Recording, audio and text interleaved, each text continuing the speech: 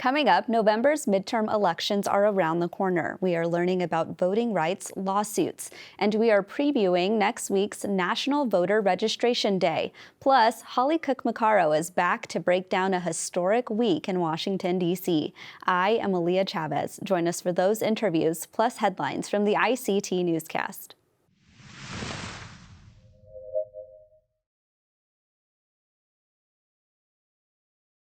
This program is made possible by the Corporation for Public Broadcasting, a private corporation funded by the American people.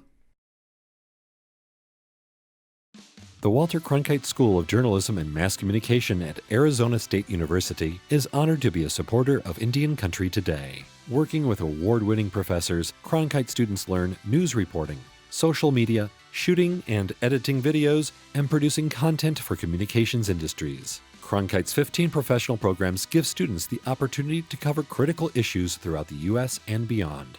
Learn more at cronkite.asu.edu.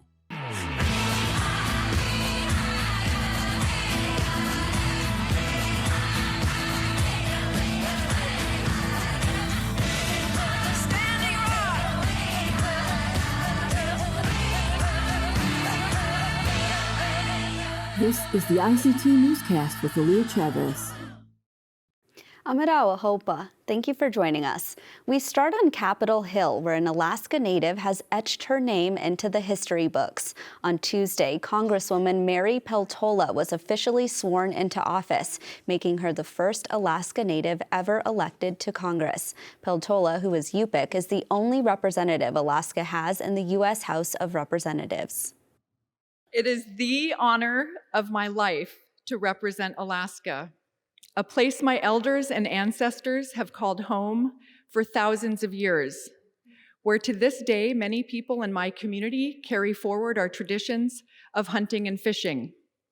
I am humbled and deeply honored to be the first Alaska Native elected to this body, the first woman to hold Alaska's House seat. But to be clear, I'm here to represent all Alaskans.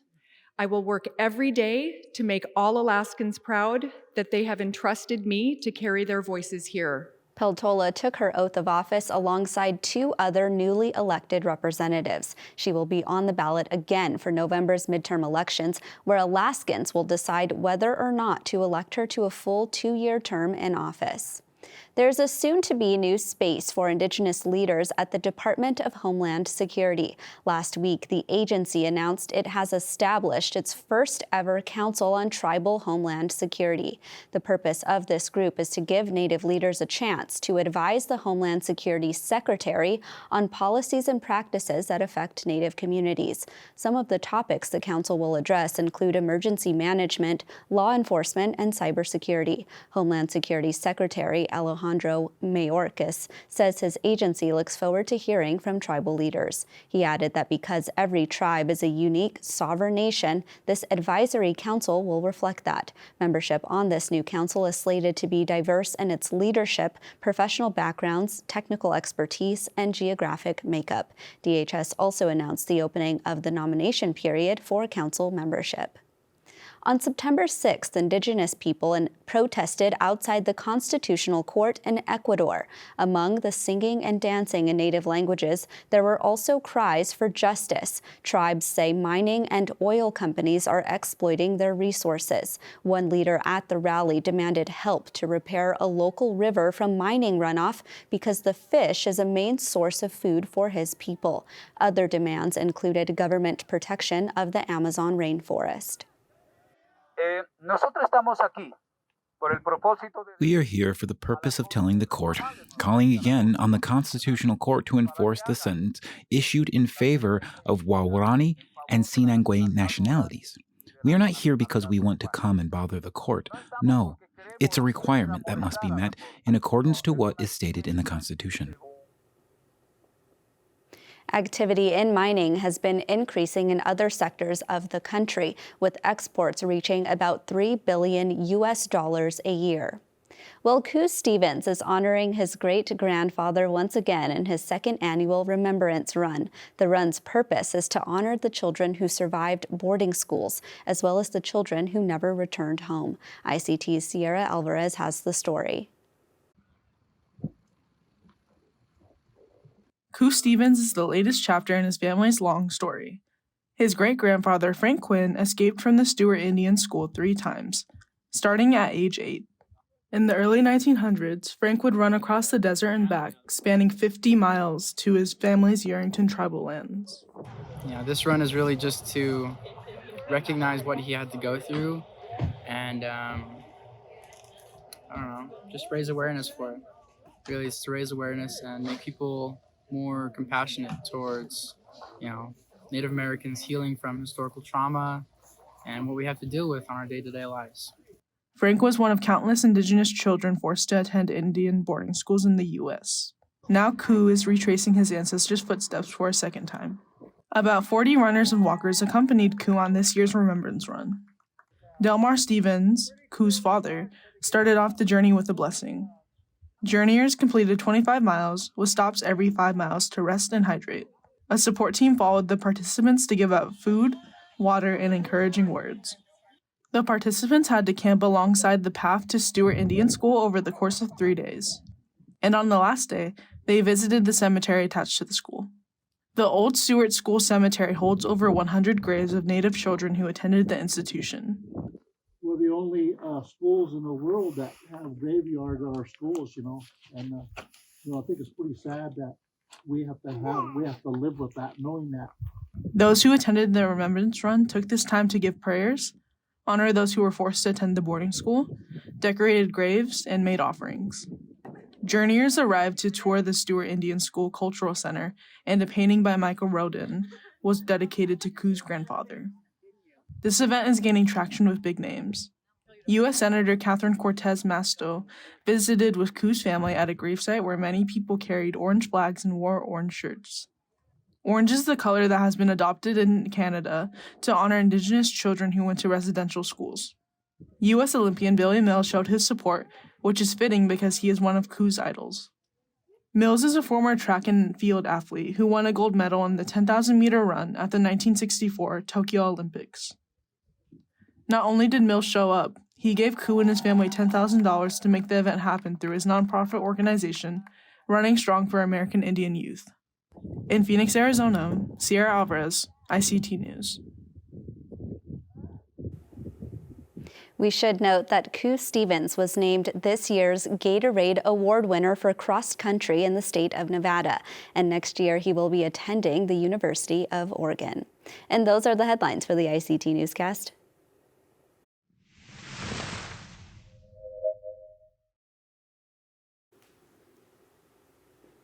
It wasn't until the passage of the Snyder Act in 1924 that Native Americans were granted the right to vote.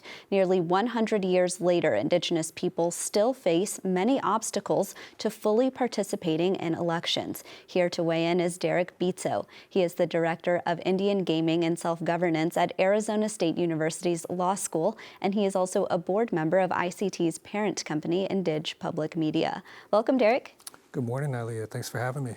So let's just start off here. Lay the land in terms of what kinds of voting rights lawsuits we're seeing right now in Indian country.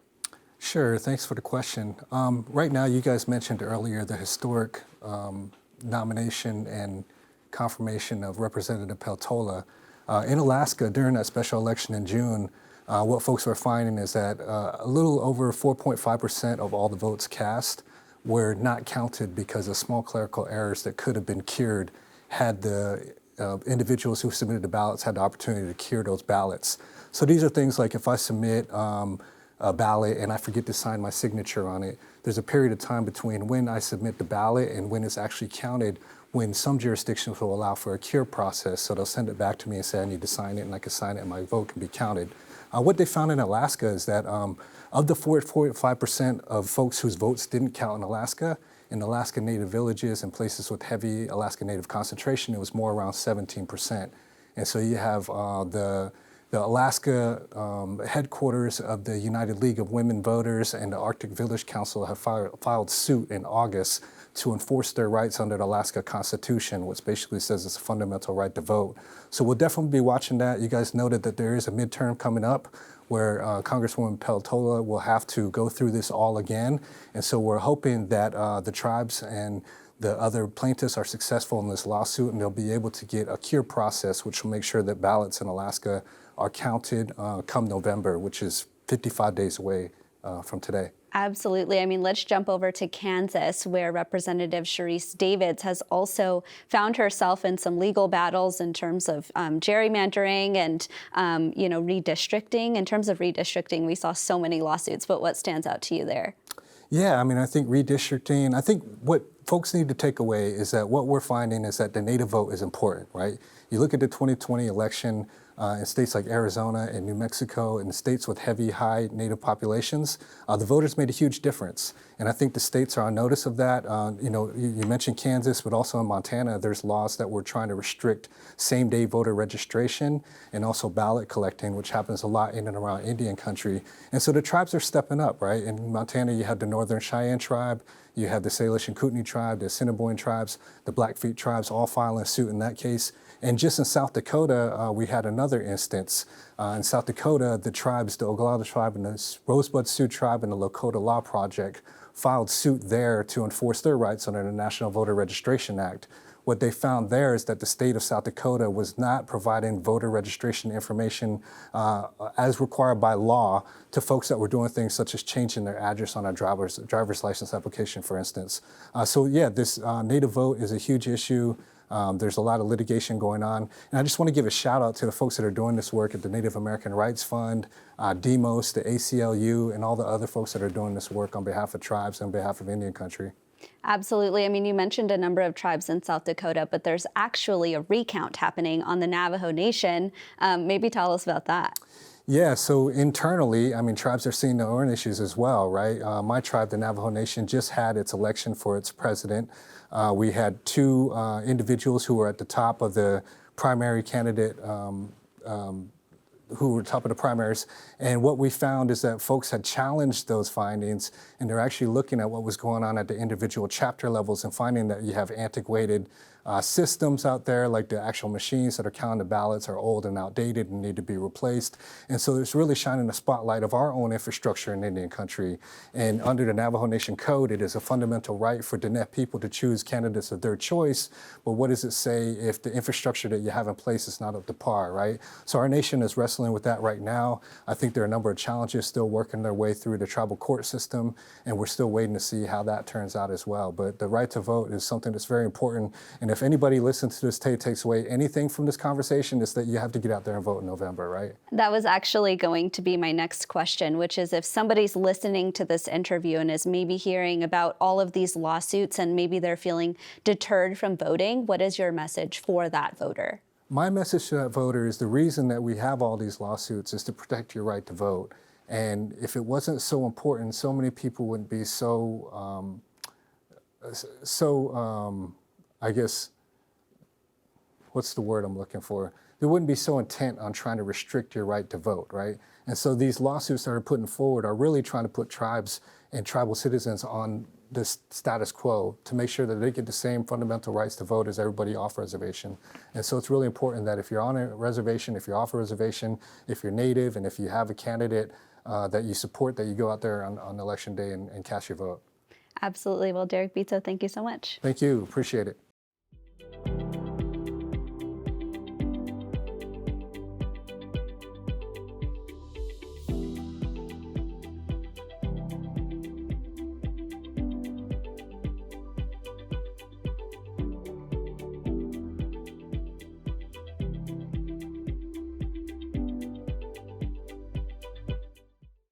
Next week, on September 20th, many will observe National Voter Registration Day. This national campaign helps voters register, update their information, and understand the voting process. With November's midterm elections around the corner, there are some steps to take to make it an easy election day. Here to share more is Alexander Castillo Nunez. He is the Civic Engagement Coordinator with the Intertribal Council of Arizona. Welcome to our studio, Alex. Thank you very much. It's an honor. So National Voter Registration Day, of course, is next week. Mm-hmm. Tell our viewers what they need to know about what that means for them. Yeah, National Voter Registration Day, to me at least, is about unity. getting people informed and ready to register to vote and get to the polls on Election Day. In Arizona, the last day to register to vote is October 11th. So September 20th, National Voter Registration Day, is kind of that time to get ready. And as I mentioned, it's good to be able to inform people how to register to vote, where to register to vote, and any other sort of questions that they might have along the way. Your organization actually held some phone banks to hopefully reach some voters. What did you learn when you were making those calls? Yeah, we like to be able to engage with the community. And some of those strategies include phone banking, text banking, social media. And what we learn is the difficulties and the challenges that sometimes people might face when they are registering to vote. What I see a lot is people not knowing that they can register to vote if they have one felony and they've paid their dues and they've done their time. Their rights are automatically restored. And sometimes when I go out, even in person, to help somebody register to vote, they're like, I can't, I'm a felon. But a lot of this information isn't available sometimes or isn't getting to them. And so that's what we do. That's part of my role, is being able to bring that information and assist people, and again, registering to vote. How else are you using social media and technology to reach voters? Yeah, right now we use ITCA partnered with the Arizona Secretary of State's office and other local organizations to put together ways to register online. So there's links that people can use. For example, ours is bit.ly/Arizona Native Vote. So that's bit.ly/Arizona Native Vote. And that is a portal that kind of helps us be able to get in touch with somebody who may have had trouble registering to vote. And some of the things that we see, in addition to previous felons not knowing whether they can vote or not, is using your physical, non-physical address. So instead of a 123 Main Street, people that are living on rural lands might have more of a descriptive address that they would use. And that's important because that is where the counties use that information to assign their voting precincts. And so we just try to find different ways to be able to communicate this sort of information and this knowledge so that people are well aware and well prepared for Election Day. There are many ways to be involved on an election day. You, of course, could be a journalist like me who gets to report all the voting numbers, but you can go vote in person, or you can have sent your absentee ballot, but you could also be a poll worker. So tell us how you're recruiting poll workers, and what's your pitch to the people watching. Yeah, poll working is very important, especially on tribal lands, because people want to see people like them, or even be able to understand the community and the culture that is, of their environment. And we work with the counties and other local organizations to help recruit poll workers. And we find, that it's helpful when it comes to providing language assistance. When somebody might not have English as a second language and might speak their, indigenous tongue, they can have a poll worker there that might be a lot more able to assist them in those regards. And in the last election, did you see more Indigenous people stepping up to be poll workers? And maybe what are you hoping for in this midterm? It can sometimes be a little difficult. Sometimes it's one day, but there are people that are out and ready to be a poll worker. And in addition to poll working, our ITCA, the Intertribal Council of Arizona, we work with the Arizona State University Indian Legal Clinic, in addition to other partners, in bringing volunteers to assist people at the polls. If they have some sort of incident, or even if they want to check the status of their voter registration, they can contact our Native Vote hotline. It's 1-888-777-3831. And that number is available all throughout the early voting period. And they're real people. You literally call me and my cell phone, and I'm like, hey, this is yep, you're registered at this place and so-and-so, your polling location is here. Or if there's any sort of incident or other questions, then they can definitely call us at that hotline. Absolutely. So many important resources to note. Alex, thank you so much. Thank you.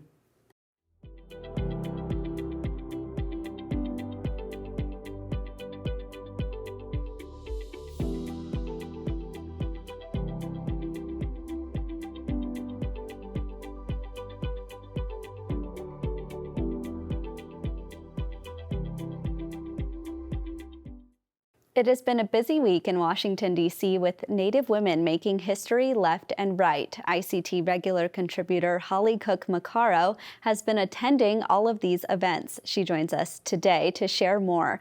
Hi, Holly. Hi, Aaliyah. It's good to see you. It's great to see you, too. I want to start off, of course, with the big ceremony on the Inflation Reduction Act that happened yesterday at the White House. You were there. Tell us your takeaways. It was a very large event at the White House with several tribal leaders in attendance. I understand that nearly the entire universe of political appointees from the Biden administration were also invited.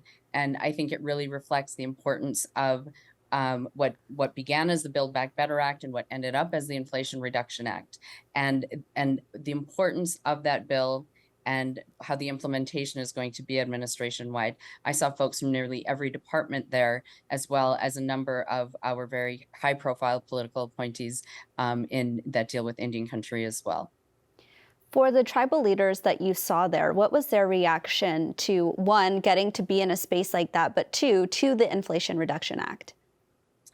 Well, the event was very large, as I noted, with the universe of political appointees, with there were members of Congress, there were advocates, folks, leading voices from different areas. So it was a very large event. It was held on the south lawn of the White House on what was a pretty warm afternoon. So there was, I think, a lot of opportunity for the tribal leaders to, mix and mingle with other elected officials. The reactions that I saw in regards to the Inflation Reduction Act were really everyone's moving towards implementation and learning what it exactly is in there for tribes, how to access that. And I really do think that is probably likely what we are already beginning to see from the White House, and we will see more of. I think Indian country wants to really figure out how to access what is in the Inflation Reduction Act. The event at the White House actually happened a few hours before Representative Peltola was sworn into office. Did you see a number of Indigenous folks at that swearing in, and did, I guess, the momentum shift from the White House to the Capitol? Yes, it's been an extraordinary week, I think, in D.C. For the first time, I think it feels normal, like the town is back to normal for the first time since the pandemic ban that began. That's how it feels to me. But in spite of that being normal, there were it seemed as if these two historic things happening for Indian country were well placed this week, with so many tribal leaders in town, both for the event at the White House, the swearing in of Lynn Malurba, the swearing in of Congresswoman Mary Peltola. The swearing in was held at the Capitol, and those are usually limited to very close family and friends. But there was a very large reception hosted by primarily the Alaska Federation of Natives in downtown DC last night that was very well attended. I saw Speaker Pelosi, Secretary Holland, Senator Murkowski, other members of Congress were there as well, in what was really an extremely joyous occasion that Congresswoman Peltola, feels great to say that, really brought everyone to tears. We've had a terrific run, right, in the past couple of years in terms of breaking, the glass ceiling for women and being led by Indigenous women. But every time it gets me personally just right there to watch and to see, and the historic nature of it is also, I think, added to by everyone's personal stories about how they got there, what the representation means. So it has been really just a terrific week to watch these historic swearing-ins and events happen. We know that Representative Peltola will have to get to work rather quickly. As we look forward, what legislation do you think her first vote will be on, and what can we expect to see in that regard? Well, they are, we're moving towards the November 8th election. They're only expected to be in for about 3 weeks. Then they will go out, come back about a week or so after the election, and then deal with those what we expect to be the appropriations bills. Pending right now is what they call a continuing resolution in legislative lingo. What it really does is It's a stopgap funding bill to give them time because they haven't come to agreement on all of the appropriations bills. So I think one of the first things that she will be voting on, one of the first big bills, is the continuing resolution that will be coming up by the end of the month. There are some very important pieces in there as well that Indian country is paying attention to. The permitting reform, what is known as the Manchin side deal, that the impacts of the permitting reform piece are in there. I imagine she will be spending some time learning about the concerns from both Indian country and aligning with some of her colleagues who share those concerns, like Chairman Grijalva.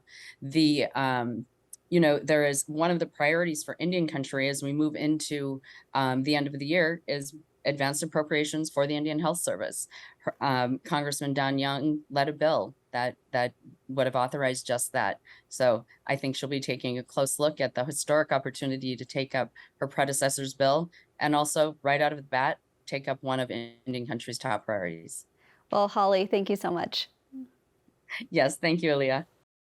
And that's a slice of our Indigenous world. For all the latest, visit ictnews.org. From all of us in the newsroom, stay safe, my relatives. Sometimes you got to take a stand just because you know you can. Oh, you got to run, you got to run.